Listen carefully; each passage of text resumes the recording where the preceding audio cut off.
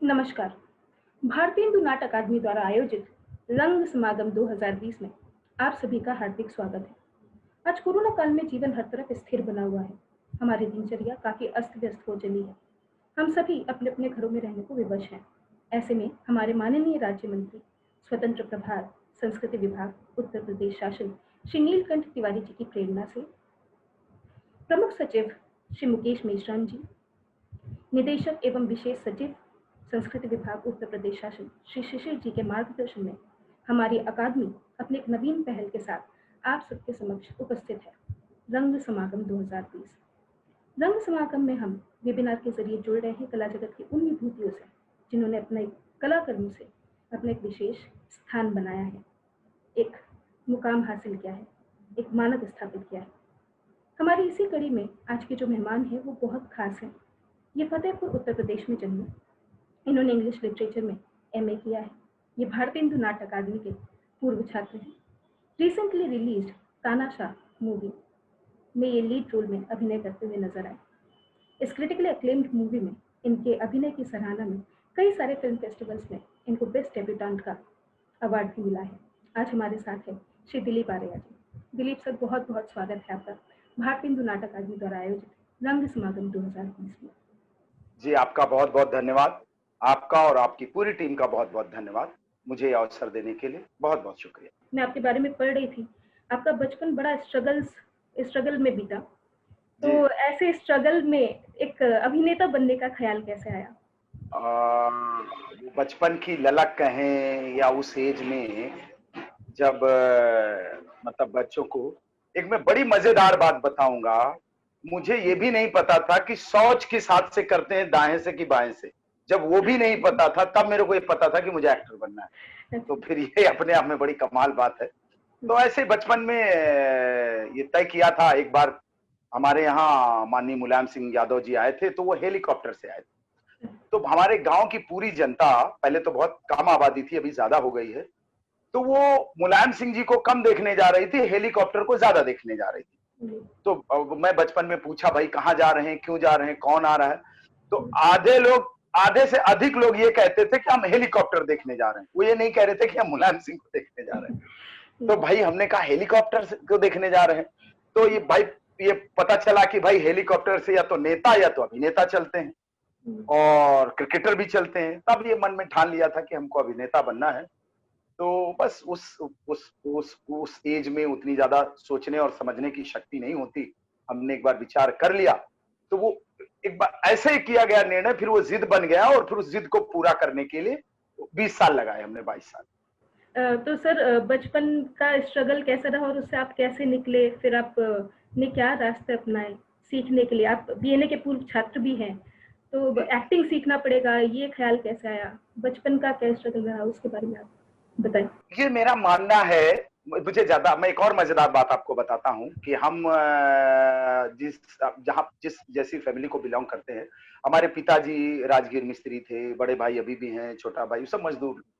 तो पिताजी के देहांत के बाद वो आर्थिक स्थिति बहुत गड़बड़ थी, तो किसी तरह पालन पोषण हो जाए, हम लोग बड़े हो जाएं, वही बहुत मुश्किल था। तो अखबार पढ़ने हम एक पास की दुकान में जाया करते थे, न्यूज़पेपर पढ़ने। ना हमारे यहाँ टीवी था, आज भी टीवी नहीं, मजेदार बात बताऊं, आज भी रेडियो नहीं हमारे घर में।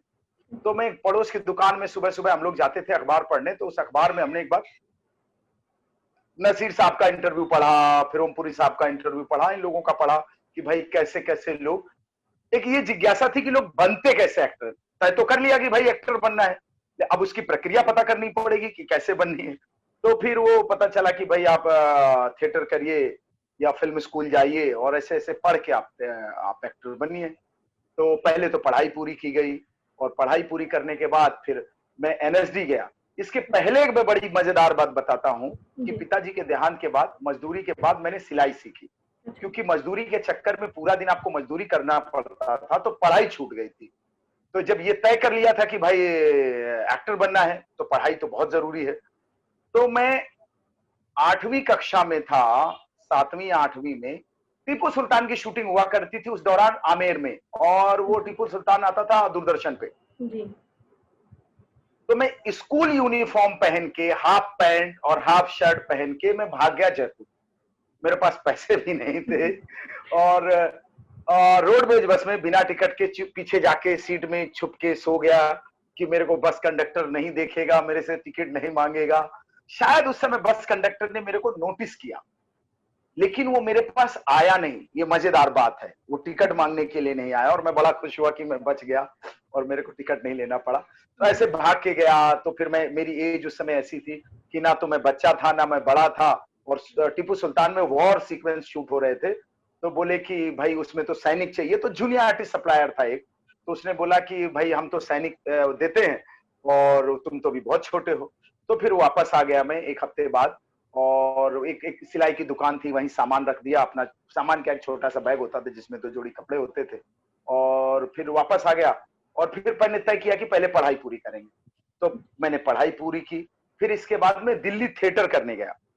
थिएटर करने मतलब थिएटर मुझे पता नहीं था, थिएटर मुझे लगता था कि सिनेमा हॉल है। तो सिनेमा हॉल वहां जब थे एनएसडी के गेट पे पहुंचा, तो वहीं पे मैं वहां के जो वॉचमैन थे उनसे पूछा मेरे को डायरेक्टर साहब से मिलवाइए। डायरेक्टर साहब उस समय राम गोपाल बजाज जी थे। तो बोले ऐसे नहीं मिलते हो, क्या काम है बताइए। अरे मैंने कहा मेरे को एडमिशन लेना है। बोले आपने ग्रेजुएशन कर लिया? मैंने कहा ग्रेजुएशन कर रहा हूं मैं। तो बोले पहले ग्रेजुएशन कर लीजिए और कम से कम 10 नाटक करिए। मैंने कहा नाटक क्या होता है? बोले थिएटर नहीं किया तुमने, नाटक नहीं जानते हो? हमने कहा हमारे यहाँ नौटंकी होती है वो जानते हैं, नाटक जो टीवी में आते हैं, टीवी सीरीज को जो डेली सोप होते हैं उसको हम नाटक समझते थे। तो फिर उन्होंने फिर हमको थोड़ा समझाया, फिर हम वापस आ गए।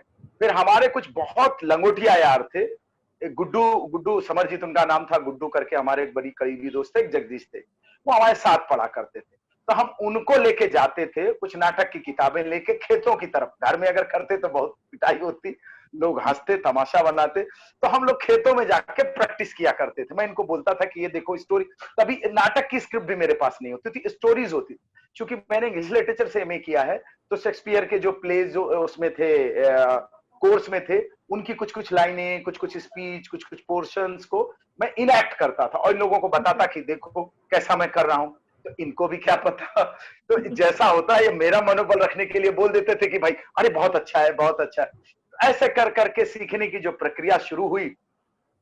फिर पहले हमने ग्रेजुएशन किया, ग्रेजुएशन के बाद फिर हम दिल्ली गए, दिल्ली थिएटर करने गए। तो मैं थोड़े दिन एक खिलौना थिएटर ग्रुप है एनके शर्मा का, उनके साथ जुड़ा रहा। फिर एक संजीव कुछ नाम था उनका, उनके साथ रहा। फिर मैं एक्ट 1 में गया, पता चला कि एक्ट 1 और अस्मिता बड़े थिएटर ग्रुप हैं दिल्ली के। तो वहां मुझे किसी ने रोल नहीं दिया। मैं करीब 2 साल रहा, तो 2 साल में मुझे वो सब स्टेज के पीछे वाले काम कराते थे। जैसे आपको पोस्टर लगाने हैं तो सुबह जाके सब जगह यहाँ वहां पोस्टर चिपकाइए, और ग्रुप में जब रिहर्सल हो रही है तब आप चाय ले आइए और सिगरेट ले आइए और स्टेज में साफ सफाई करवाइए। और कभी कुछ एक्स्ट्रा वाला एक पासिंग शॉट आया, अगर मतलब पासिंग का कोई सीन है, तो पासिंग का सीन करने के लिए हमको स्टेज में 1-2 बार बुलाया गया। हमको एक बार एक्ट 1 में सुहानंद किरकिरे साहब आए थे पढ़ाने के लिए, म्यूजिक पढ़ा रहे थे। उस समय वो वहां एनएसडी के 3rd ईयर के स्टूडेंट थे शायद, या पास आउट हो चुके थे। तो एक्ट 1 में प्ले चल रहा था, आओ साथी सपना देखें। तो उस प्ले में वो गाना सिखा रहे थे, और वो गले में हारमोनियम बांध के वो लोग कैसे छोड़कर जाएंगे, वो सारे गामा पादा नहीं सक। हम गा नहीं पा रहे थे, पंडित जी काफी देर से परेशान। तो उन्होंने मुझे मारा था, तो मेरे कान का पर्दा फट गया था और मुझे अस्पताल भी नहीं जाने दिया। ये घटना बड़ी फेमस है एक्ट 1 की, मेरे दौर की। तो फिर ऐसे करके हमने एनएसडी का अप्लाई किया। पर उस साल मेरे साथ थे पंकज त्रिपाठी जी भी थे, इनामुल हक भी थे। ये सब उस समय वो 20-20 लोग जो वहां से शॉर्ट लिस्ट होकर आते हैं, चारों सेंटर्स से, तो मैं भी था। तो उस समय ना पंकज जी का हुआ, ना मेरा हुआ, ना इनामुल का हुआ। तो मैंने अभिमंच में एक बड़ी बढ़िया कविता सुनाई थी, दिल्ली की सड़कों पर देखा मैंने एक भिखारन को, बिखरे केश फटी चुनरी में देखा एक अभागा। वो उनको बड़ी पसंद आई, बजाज जी को। उन्होंने बोला कि बेटा ऐसा है कि इस साल तो तुम्हारा नहीं होगा। उन्होंने हिंट दे दिया अगले साल आना। तो अगले साल फिर मैं इंग्लिश लिटरेचर से एमए कर रहा था, तो उसमें एक्स हो गया, तो नहीं जा पाया समय पे एप्लीकेशन ने। इसके पहले मैंने एनएसडी में ही मैंने बीएनए के बारे में सुना, भारतीय नाट्य अकेडमी के बारे में। तो एक साहित्य कला परिषद का एक लड़का था, या कौन था एसकेपी का, उसने बताया कि भाई तुम तो यूपी से आते हो, यूपी में तो इतना बढ़िया एक ड्रामा का स्कूल है, तो बीएनए वहां क्यों नहीं अप्लाई करते हो? तो मैंने कहा हमने तो भैया सुना ही नहीं। तो बोले वहां पे है। तो फिर मैं बीएनए गया, बीएनए का रिटर्न दिया और इंटरव्यू दिया, वो सब। पर उस समय मुझे मेरा सिलेक्शन हुआ नहीं। फिर मेरा सिलेक्शन हुआ वेटिंग में। तो सितंबर 2001 में 10 सितंबर को मैंने ज्वाइन किया। तब मेरे घर पे वो लेटर वेटर आया कि भाई आप ज्वाइन। और उसी वहां में था, मैं चारों तरफ भागता रहता था कि क्या करूं, मेरा साल वेस्ट हो जाएगा, मुझे कहीं से तो एक प्रॉपर ट्रेनिंग चाहिए थिएटर की, फिल्म की, बॉम्बे जाने के लिए। तो लकली बीएनए में मेरा सिलेक्शन हो गया। मैं उसका शुक्रगुजार हूँ, उस समय का और बीएनए का भी, कि बहुत अच्छा रहा जो समय मेरा हो गया। मेरा समय भी बचा और मेरी प्रॉपर ट्रेनिंग हुई और मैं बम्बई जा पाया और फिल्मों में मैं काम कर रहा हूँ और आज आपके सामने बैठा हूँ। सर, बीएनए में आपने ट्रेनिंग ली, उस ट्रेनिंग के बारे में हमें क्या कुछ बताइए, कितना इम्पोर्टेंट है एक एक्टर के लिए ट्रेनिंग प्रोसेस से गुजरना?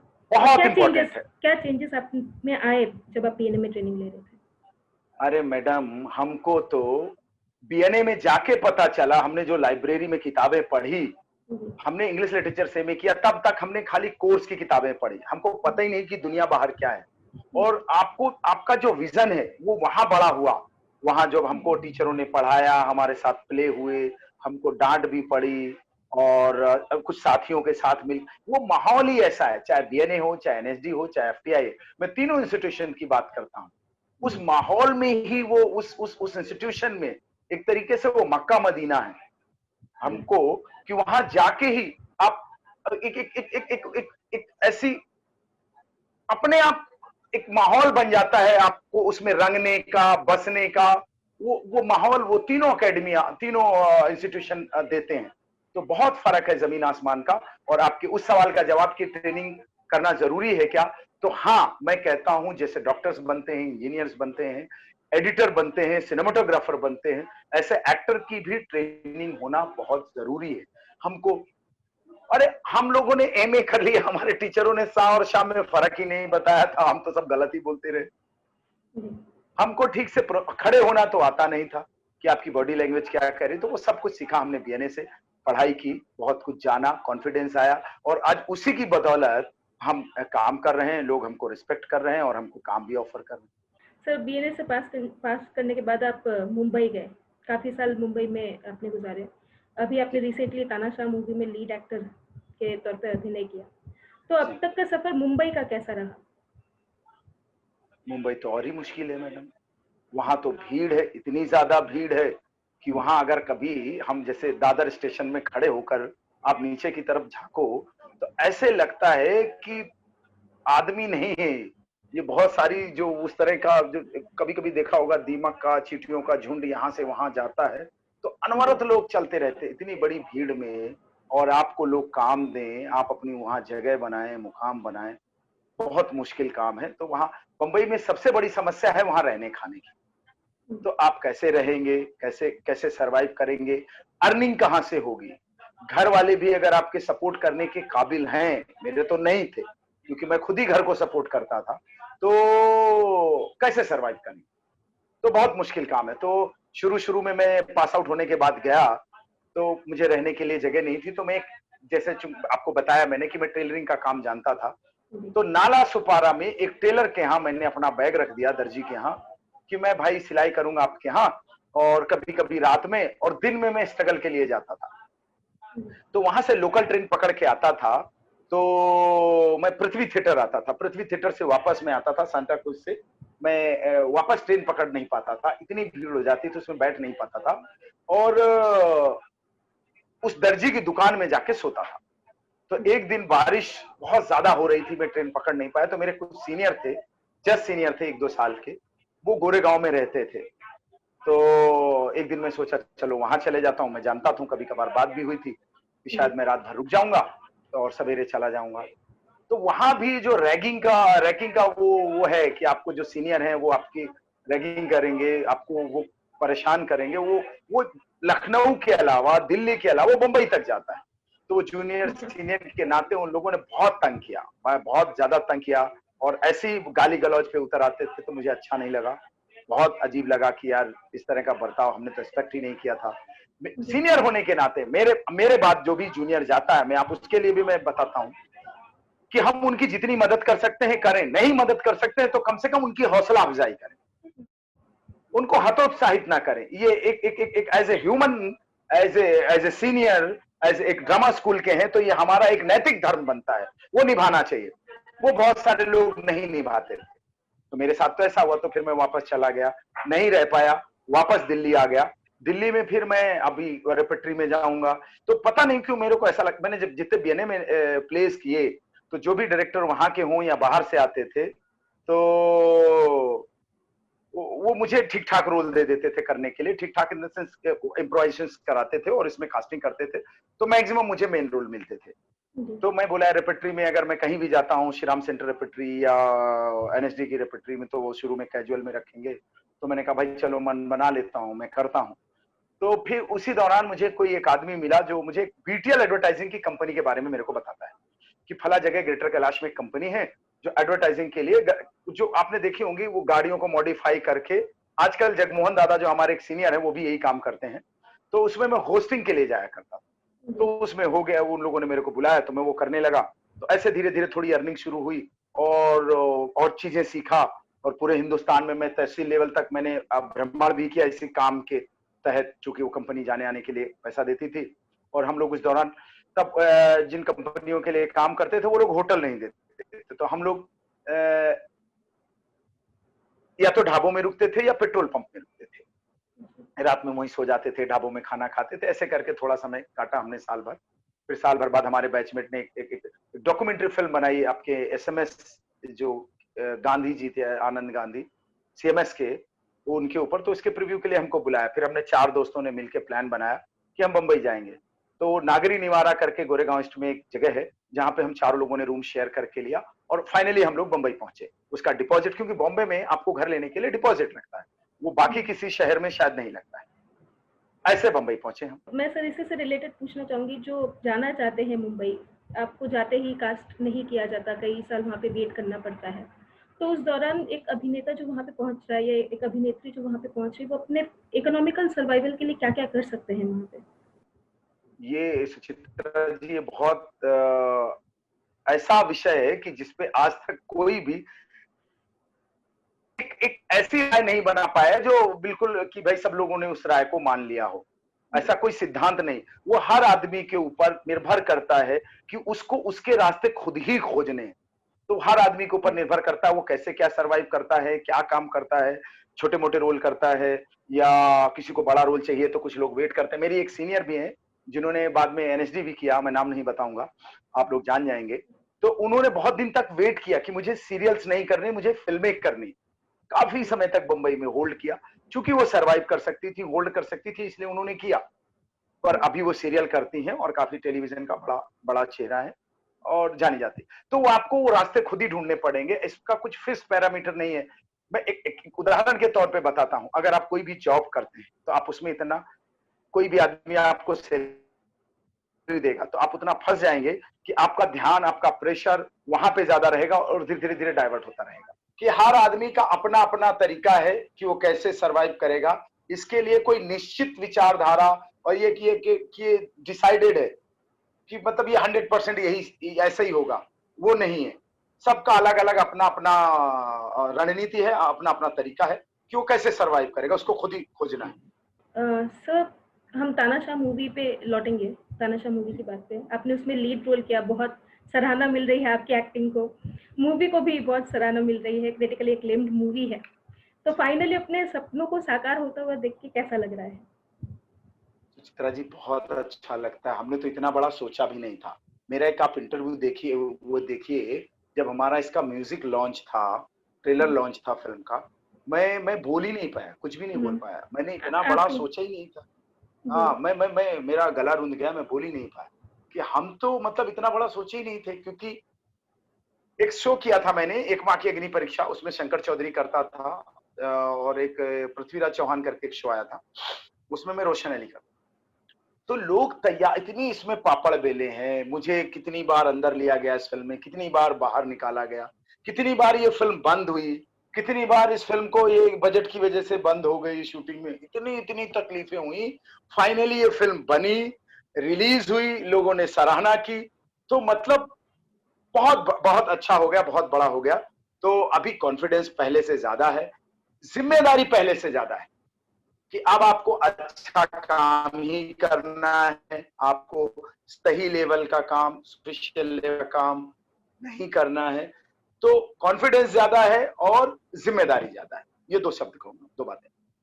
जी सर, आपको कई सारे फिल्म फेस्टिवल्स में बेस्ट डेब्यूटेंट का भी अवार्ड मिला, तो पहली ही मूवी के लिए आपको अवार्ड मिला, उसकी भी फीलिंग अगर आप हमें बताएं। जी बहुत अच्छा लगा। मेरा तो बड़े बड़े धुरंधर थे हमारे साथ, वो भी दीपक डुबरियाल भी थे, इनामुल हक भी थे, अजय देवगन सर की सास भी थी जब ये फिल्म देख रही थी।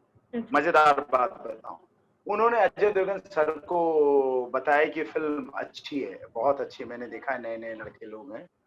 तो हमको बाकायदा उनके ऑफिस में बुलाया गया और बात हुई इस फिल्म के बारे में कि भाई बड़ी अच्छी फिल्म, नए नए लड़के हैं, कुछ ऐसा पुराना चेहरा और वो सब पर हमारी फिल्म के जो टेक्नीशियंस हैं वो बहुत अच्छे हैं, वो सब नेशनल अवार्ड विनर हैं।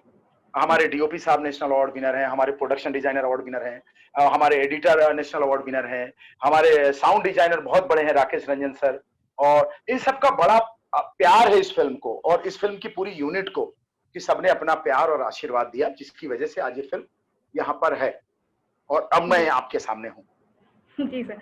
सर, इस मूवी में अपने बुंदेलखंडी लैंग्वेज में डायलॉग्स बोले हैं, तो कितना आप इम्पोर्टेंस देंगे एक एक्टर को कि जब वो मूवी करने जाता है तो उसके लिए रिसर्च करे, तैयारियां करे, और आपको क्या क्या तैयारियां करनी पड़ी?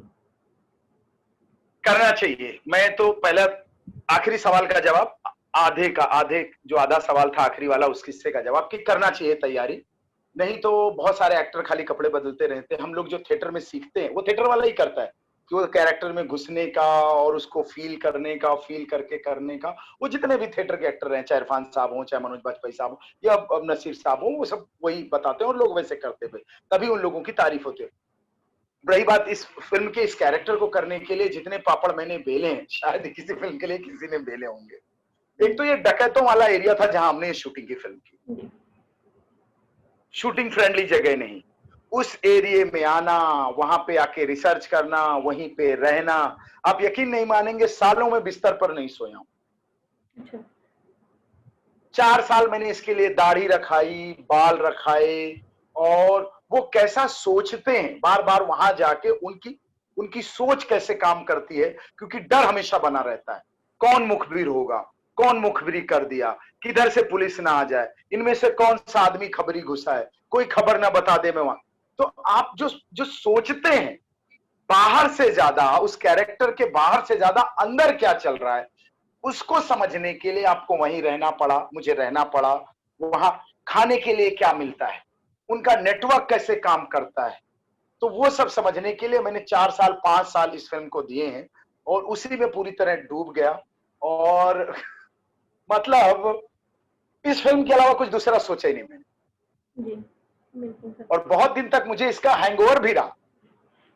तो आप धीरे धीरे जाके, जब करीब पिक्चर खत्म होने के बाद भी करीब 2 साल हो गए, पिक्चर रिलीज हो गई, तो फिर अभी दूसरी फिल्म है, उसकी तैयारी और उसकी प्रिपरेशन के लिए वो अपना काम चालू है।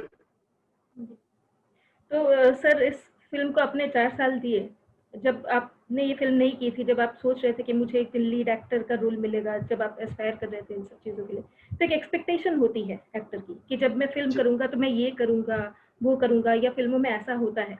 तो कितने एक्सपेक्टेशंस आपके ट्रू होते हुए आपको दिखे, और क्या अलग दिखा आपको जो आपने पहले एक्सपेक्ट नहीं किया होगा इस फिल्म को करते वक्त? हाँ, 2 बातें। इस फिल्म के पहले मेरे गांव घर में, मेरे यहाँ मोहल्ले में, मेरे से ज्यादा जीना मेरे दोस्तों का, जो मेरे बहुत करीबी 1-2 दोस्त हैं, उनका जीना बहुत मुश्किल था। लोग उन्हीं को बार बार पूछा, अबे यार तुम्हारा हीरो नहीं आया यार, तुम्हारा हीरो दिखाई नहीं दे रहा, कहाँ क्या। वो बेचारे बड़ा परेशान रहते थे, वो अंदर की बात हमको बताते थे, फोन करते थे, भाई साहब यहाँ आया मत करो, आना तो जब फिल्म हो जाए तभी आना, नहीं तो आप तो चले जाते हो, हमारा जीना लोग मुश्किल किए रहते हैं।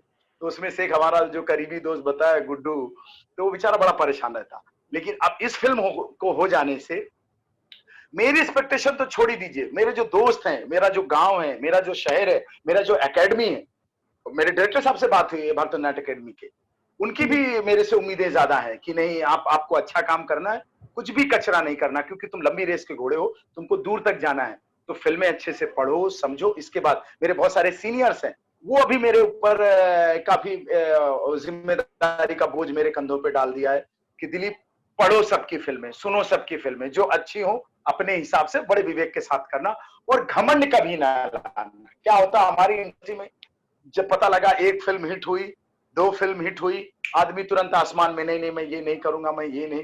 तो हमारे एक सीनियर है अतुल श्रीवास्तव दादा, अच्छा इत्तफाकन उनकी और मेरी फिल्म एक ही दिन रिलीज हुई थी। यहाँ सब ज्ञानी है एक फिल्म आई थी, अभी रंग समागम में उनका भी इंटरव्यू आप लोगों ने लिया है। तो उन्होंने बताया कि बेटा सबको पढ़ना। एक हमारे और सीनियर हैं प्रभात प्रभाकर दादा डायरेक्टर हैं, उनका भी एक फोन आया, राकेश श्रीवास्तव दादा, बहुत सारे सीनियर हैं, अरुण शेखर दादा, सब लोग बोलते हैं सबकी फिल्में पढ़ना सुनना, जो तुमको अच्छा लगे, अच्छा काम करना, और वो जो एक बनाए रखना, क्योंकि आपने लोगों से आपसे लोगों की एक्सपेक्टेशन हो गई है, तो वो मेंटेन रखना। लोगों को ऐसा लगता है कि दिलीप आर्य की फिल्म हिट हो गई है, इसके पास करोड़ों रुपए होंगे, बड़ी गाड़ी होगी, बड़ा बंग, वो सब ऐसा बाहर दिखता है, अंदर से हालत सबकी, टाइम लगेगा, धीरे धीरे टाइम लगेगा, चीजें होती हैं। और हमको गाड़ी बंगला और पैसे से ज्यादा अच्छा काम करना है। मेरी धर्मपत्नी जी है, वो भी कहती है कि आपको अच्छा काम करना है। तो अच्छा काम, जैसे आजकल ओटीटी प्लेटफॉर्म में आप लोग देख रहे होंगे, दुनिया भर का काम चल रहा है, लोग करते हैं। तो अभी सर्वाइवल के लिए नहीं करना है कि भाई पैसा कमाने के लिए आपको फिल्म करनी है, कोई आपको लालच देता है ये फिल्म कर लीजिए, हम आपको इतना पैसा देंगे, तो वो अभी उस पे फोकस नहीं करना। अच्छी फिल्में, अच्छा कंटेंट, नए डायरेक्टर्स हैं बहुत सारे, मेरे अभी 3-4 नए डायरेक्टर्स के टच में हूं, जिनकी पहली फिल्म है, जैसे रितम श्रीवास्तव फर्स्ट डायरेक्टर, उसकी पहली फिल्म है, लेकिन उसने अच्छा काम किया। अभी उसकी वेब सीरीज आई रक्तांचल, हम और रितम भी प्लान कर रहे हैं कुछ और दूसरा प्रोजेक्ट करने के लिए, भी बात हो रही थी कल रात में। तो नए लोग हो पुराने लोग हो, अच्छी कहानियां अच्छे किरदार आएंगे तो उनका हमेशा स्वागत है, और पैसा सेकेंडरी है, मेरे लिए पैसा सेकेंडरी। तो सर जैसे आप बोल रहे थे आपका एक स्ट्रगल रहा बचपन में, उसके बाद मुंबई में भी आपका स्ट्रगल रहा, जहाँ आपके सीनियर्स ने हेल्प नहीं की, आपको दर्जी की दुकान पे सोना पड़ा। नहीं ऐसा नहीं, उसको गलत वे में मिले जाए, सुचित्रा उसको लाइन को करेक्ट करिए। मेरे सीनियर्स ने मदद नहीं की, ये मैंने नहीं कहा। 2-4 सीनियर्स थे जिन्होंने मेरे साथ अच्छा बर्ताव नहीं किया। सीनियर्स बहुत है मेरे, 75 से चल रहा है हमारा भी, यानी सीनियर्स मुझे बहुत सारे प्यार करते हैं, बहुत ज्यादा प्यार करते हैं। सीनियर होने के बावजूद भी हम लोग दोस्त जैसा बर्ताव करते हैं। 2-4 सीनियर, उस कमरे में 4 सीनियर थे। तो मैं करेक्ट कर, माफ करिए, हाँ प्लीज। मैं करेक्ट कर लेती हूँ, कुछ सीनियर्स ने आपकी हेल्प नहीं की, फिर आपको दर्जी की दुकान पे भी सोना पड़ा। नहीं, हेल्प करने की बात नहीं थी, जलील किया, आपको हतोत्साहित किया, आपका मॉरल डाउन किया, आपको अरे क्यों चले आए हो बंबई, अमिताभ बच्चन बनने आ गए हो, यहाँ करके क्या उखाड़ोगे तुम, बंबई चले आओ, जिसको देखो बंबई चला आता है, इस तरह की बातें। हेल्प तो हमने कभी मांगी नहीं, किसी सीनियर से हमने 10 रुपए कभी नहीं मांगा, ऊपर वाला ना करे ना मांगना पड़े। काम के लिए भी हम किसी सीनियर्स के पास नहीं गए, कोई सीनियर्स आपको काम उस पोजीशन में नहीं है, या है भी तो वो क्यों रिकमेंड करेगा आपको काम के लिए। काम के लिए आपको अपना ही रास्ता अख्तियार करना है, वो अपने आप रास्ता बनता चला जाए। तो इससे रिलेटेड मैं क्वेश्चन पूछना चाह रही थी कि कई सारे यंगस्टर्स बॉम्बे जाते हैं, तो हेल्प मिलती है, मांगते हैं, क्या क्या प्रोसेस रहता है वो मुझे नहीं पता, लेकिन जितना मैं सुनती हूँ कि जाते हैं, कई साल वहां पे स्ट्रगल करते हैं और उनको काम नहीं मिलता फाइनली भी। कुछ लक भी मैटर करता है, कुछ पीआर भी मैटर करता है।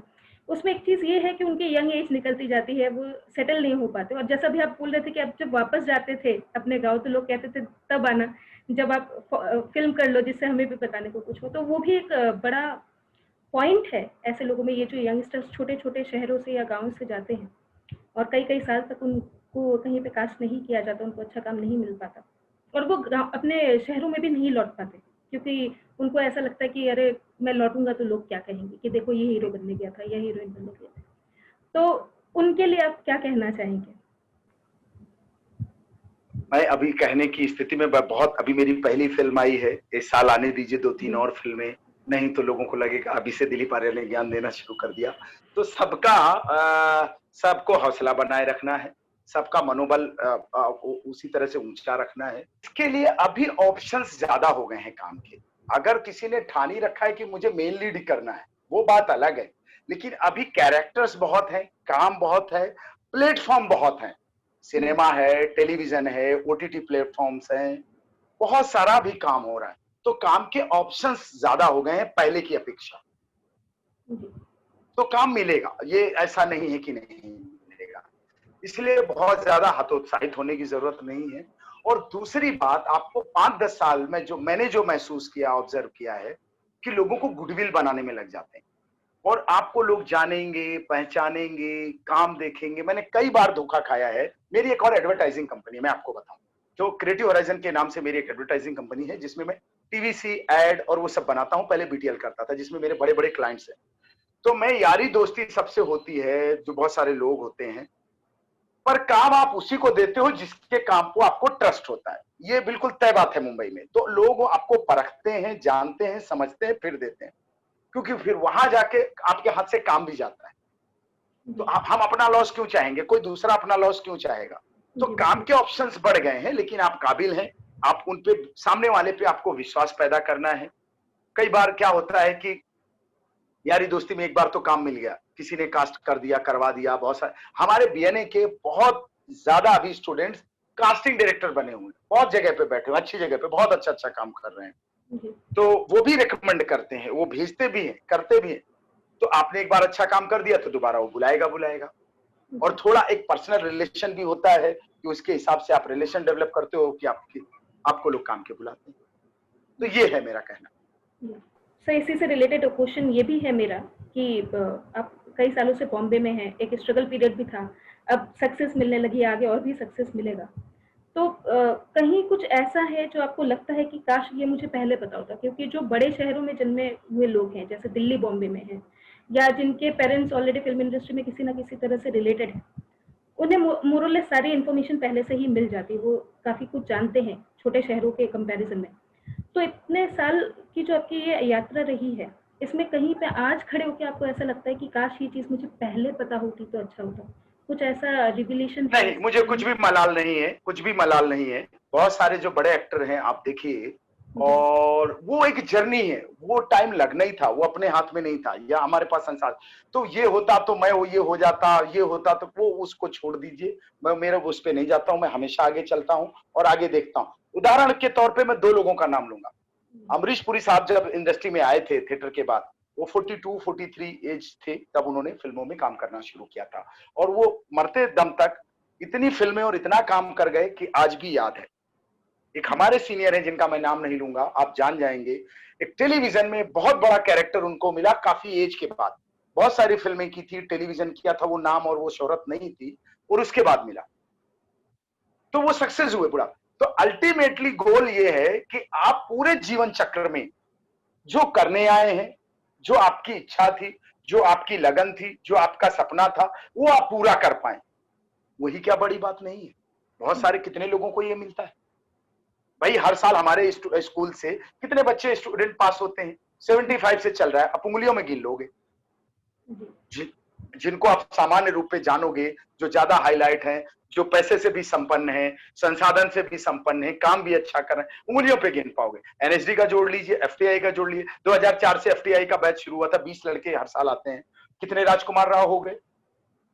तो एक मेरा कहना यह है कि मुझे कुछ भी मलाल नहीं, आपके सवाल का जवाब दे रहा हूं, जो मिला जब मिला उसका कोई मलाल नहीं है, क्योंकि हम, एक्सपेक्टेशन ही नहीं थी इतनी, वो तो हम करते चले जा रहे हैं। हम अपने आप को उस रॉ में, उसमें झोंक देते हैं, और कर्म किए जा फल की इच्छा मत करे, इंसान वाला काम है। आप अपनी लगन में लगे रहिए, फल तो अपने आप मिलेगा ही, जब समय होगा तब मिलेगा। हमको कई बार ऐसा लगता है कि इस फिल्म के साथ बताऊं, मैं तानाशाह के बहुत तगड़ा उदाहरण देता हूं।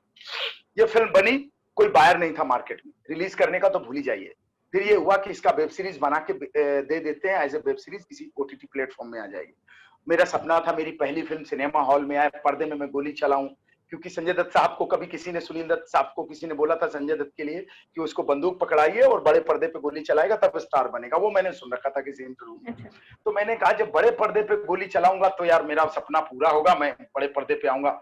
ये तो मोबाइल में लोग देख लेंगे, लोग बोलेंगे क्या फिल्म है, मोबाइल में कहीं फिल्म आती। संयोग ऐसा बना कि ये फिल्म बनी, रिलीज का समीकरण बना, रिलीज हुई, और पूरे हिंदुस्तान में अच्छी खासी रिलीज हुई, अच्छे थिएटर मिले। जबकि हमारे साथ 7 फिल्में रिलीज हुई थी, हमको थिएटर मिलना, कानपुर में मुश्किल से 10-12 थिएटर है, उसमें से 7 थिएटर खाली हमारे पास थे। लखनऊ में 2-3 थिएटर थे, आपका आईनॉक्स था और गुलाब थिएटर था। तो आप इतने उसमें भीड़ में, कुंभ में आपकी सिनेमा को, आपकी पिक्चर को सिनेमा हॉल मिल रहे हैं। अब सुनिए, वही film as a web series पहली बार हिंदुस्तान के इतिहास में हो रहा है कि कोई film as a web series भी आ रही, अभी एज ए वेब सीरीज मेरी फिल्म आ रही है बिहार का बागी के नाम से MX प्लेयर पर।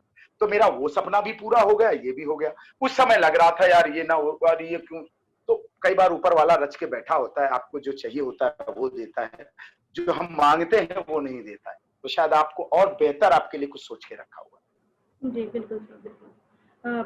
सर एक क्वेश्चन, इस प्रोसेस से रिलेटेड एक क्वेश्चन है मेरा कि नॉर्मली मूवीज का ऐसा है कि आप जैसे आपने ट्रेनिंग किया, पहले आपने पढ़ाई पूरी की, फिर आपने थिएटर में काम किया, कई सारे थिएटर से जुड़े आप, फिर आपने भारतेंदु नाटक अकादमी में ट्रेनिंग ली, उसके बाद आप बॉम्बे गए, फिर आपने मूवीज की। तो कहीं ना कहीं एक मीडियम क्लास के जो पेरेंट्स होते हैं उनको इतना आइडिया नहीं होता, किसी को नहीं होता, बिल्कुल सही। पेरेंट्स क्या, बच्चों को भी नहीं होता। बच्चों को भी नहीं होता। बच्चे तो खैर आजकल नेट पे ढूंढ लेते हैं जिनको एक्टर बनना है। आजकल हो गया, आजकल हो गया। मैं अपने शब्द वापस लेता हूँ, आजकल हो गया, इंटरनेट के माध्यम से पता चल जाता है। हाँ, मैं अपने दौर में चला गया था, मैं पुराना आदमी हो गया हूँ थोड़ा। अरे हमारे दौर में जब FTI गया था मैं ट्रेनिंग के लिए, सन 2003 की बात है, तो मोबाइल किसी के पास, की पूरे बैच में 10 लोग थे, 2-3 लोगों के पास मोबाइल था। तो मोबाइल से कनेक्टिविटी, इंटरनेट और ये सारी चीजें लास्ट के 10 सालों में बड़ा बदलाव आया है, जो ग्लोबलाइजेशन हुआ इंटरनेट और उसकी वजह से। तो आज तो बहुत आसान है, आप सही कह रहे हैं, मैं आपकी बात से सहमत हूँ। जी, तो नॉर्मली हमारे पेरेंट्स जानते हैं कि बच्चा साइंस पढ़ेगा या कॉमर्स पढ़ेगा, आर्ट्स पढ़ेगा, फिर कहीं पे नौकरी करेगा। ये एक नॉर्मल मेंटेलिटी है सोसाइटी की, स्पेशली अगर हम अपने नॉर्थ पार्ट की बात करें, उसमें एक बच्चा जो एक्टर बनना चाहता है, पहले उसको रास्ते पता है कि पहले मुझे थिएटर करना पड़ेगा, ट्रेनिंग करना पड़ेगा, फिर मैं बॉम्बे जाऊंगा, वहां पे ट्राई करूंगा। तो ऐसे केस में बच्चे अपने पेरेंट्स को कैसे कन्विंस करें, उसके लिए आप क्या एक सजेशन देंगे उनको? ये देखो, आज भी मैं ऐसा मानता हूं कि आज भी माँ बाप चाहते हैं अपने बच्चे का फ्यूचर सिक्योर करना। वो कहते हैं भैया एक बार नौकरी लग जाएगी तो रिटायरमेंट तक तुम्हारी जीवन चलता रहेगा, इसके बाद पैसा मिल जाएगा, परिवार तुम्हारा जीवन सफल हो जाएगा। कोई भी माँ बाप इस फील्ड में अनसर्टेनिटी बहुत है। इस फील्ड में, अपने फील्ड में गारंटी कुछ भी नहीं है कि आप इतना समय दें, आप पढ़ाई पूरी करके, ट्रेनिंग पूरी करके 10 साल 20 साल बॉम्बे में दें, इसके बाद भी कुछ नहीं हुआ तो क्या। उस फेलियर के डर से डरते हैं माँ बाप, इसलिए आपको रोकते हैं, अपने बच्चों को रोकते हैं। उसके पीछे मुझे यही कारण लगता है। तो बच्चों को क्या है, माँ बाप को कन्विंस करना चाहिए एग्जाम्पल देकर, क्योंकि आजकल पूरा टेक्निकल हो गया है। अभी सिनेमा में एक्टिंग करने के बजाय बहुत सारे दूसरे तेज डिपार्टमेंट होते हैं फिल्मों में। हर डिपार्टमेंट का एक हेड होता है, आप जानते होंगे, उसके नीचे कुछ कुछ लोग होते हैं। तो किसी भी और फील्ड में, जैसे मैं अपने भारतीय नाट्य अकेडमी के स्टूडेंट्स का नाम लूंगा। एक मेरा ही जूनियर है जिसको फिल्म फेयर मिला तुम्बाड़ के लिए पिछले साल प्रोडक्शन डिजाइन में, बहुत अच्छा नाम कर रहा है, बहुत अच्छा काम कर रहा है। तो दूसरे भी करियर ऑप्शन एक्टिंग के अलावा इसी फील्ड में आपको क्रिएटिविटी करना है, आपको अपनी आर्ट फॉर्म को किसी न तरीके से प्रदर्शित करना है। तो एक तरीका बदलना है। तो कई बार लोग बदल के करते हैं। तो आपको, अब वो आपके माँ बाप हैं, आप ही ज्यादा कन्विंस कर पाओगे, हम तो नहीं कन्विंस कर पाते। और आप कैसे कन्विंस करोगे, आपको ही तय करना है रास्ता। नहीं, फिर भी सर आपने कहा कि ये पूरी लड़ाई खुद की है, हमने तय किया है, हमको हीरो बनना है, हमको एक्टर बनना है, तो उसका खामियाजा भी हम ही को भुगतना पड़ेगा। क्योंकि बाहर की दुनिया खाली वो ज्ञान देने वाले आएंगे, ज्ञान देके चले जाएंगे। मैं बहुत मुंहफट बोल रहा हूँ, इस इंटरव्यू को देख के बहुत सारे लोग मुझे गालियां भी देंगे, मुझे मालूम है। तो खुद ही को रास्ता चुनना है। बिल्कुल सर। सर BNA के जो अभी करंट स्टूडेंट्स हैं, जो आपके जूनियर्स ही है एक तरह से, या नेशनल स्कूल ऑफ ड्रामा या FTI, जो भी ड्रामा स्कूल्स है, जो भी अभी एक्टिंग की लेके पढ़ाई कर रहे हैं या डायरेक्शन लेके पढ़ रहे हैं, उनके लिए आप क्या मैसेज देना चाहेंगे? जब आपने डिसाइड कर लिया, आपने पढ़ाई कर लिए, तो फिर क्या सोचना, फिर तो बढ़ जाओ आगे, जो होगा देखा जाएगा। जितनी शिद्दत और जितनी उससे करोगे तो कहीं ना कहीं रास्ता मिलेगा। अपने काम पे भरोसा रखिए, अपने आप पे भरोसा रखिए। हाँ, अपने प्रति ईमानदार रहिए, किसी को दिखाने के लिए मत करिए। ये मेरा एक सुझाव है। तो ऊपर वाला कहीं ना कहीं देखेगा, कुछ ना कुछ तो रास्ता निकालेगा। सर, अब हम कार्यक्रम के अंतिम चरण में हैं। संस्कृत विभाग उत्तर प्रदेश शासन के समस्त उच्चाधिकारियों के प्रोत्साहन से श्री रमेश चंद्र गुप्ता जी, निदेशक भारतेंदु नाटक अकादमी, कि इस पहल रंग समागम 2020 के बाबत आपके विचार? ये मुझे जब पता चला तो मुझे तो बहुत ही सराहनीय प्रयास लगा कि एक प्लेटफॉर्म में सबका अनुभव शेयर करना। मैं हम लोग ऐसे ही तो सीखते हैं। जी। पहले अखबार के माध्यम से किसी का इंटरव्यू पढ़ा, उनके बारे में जाना, तो ये बड़ी मदद मिलती थी। तो अब इसका संकलन करेंगे आप लोग, करके उसको किसी प्लेटफ़ॉर्म में रखेंगे, लोग देखेंगे, जानेंगे, तो ये बहुत सराहनीय और बहुत अच्छा कदम है। मैं भारतीय नाट्य अकादमी के जो निदेशक हैं, उनका भी धन्यवाद कहूँगा और उनको बधाई दूँगा कि इतना अच्छा कार्यक्रम शुरू कराया। सांस्कृतिक मंत्रालय के जो भी सचिव साहब हैं और जो मिनिस्टर हैं, उन लोगों को भी बधाई देना चाहूँगा कि एक अच्छी पहल और इसी तरह के आगे भी इस तरह के कार्यक्रम होते रहने चाहिए, जिससे जी। आने वाले जो हमारे प्रदेश के युवा हैं और जो कलाकार युवा हैं, उनको एक मार्गदर्शन मिलेगा, उनको एक उनकी एक हौसला अफ़ज़ाई होगी और एक एक अपनापन, एक रिलेशन, एक कनेक्ट बनेगा। बिल्कुल सर, आप हमारे बीच में आए, आपने अपना समय दिया, कीमती समय दिया। आपने अपने लाइफ के बारे में बताया, अपनी यात्रा के बारे में बताया, इतना मोटिवेट किया, उसके लिए बहुत-बहुत धन्यवाद सर। जी, आपका भी सुचित्रा जी बहुत-बहुत धन्यवाद। आशुतोष जी जो पर्दे के पीछे हैं, उनका भी बहुत-बहुत धन्यवाद और आपके इस रंग समागम, इस कार्यक्रम की पूरी टीम को बहुत-बहुत बधाई और भारतीय नाट्य अकादमी के निदेशक को भी बधाई। बहुत-बहुत धन्यवाद। Thank you. Thank you sir.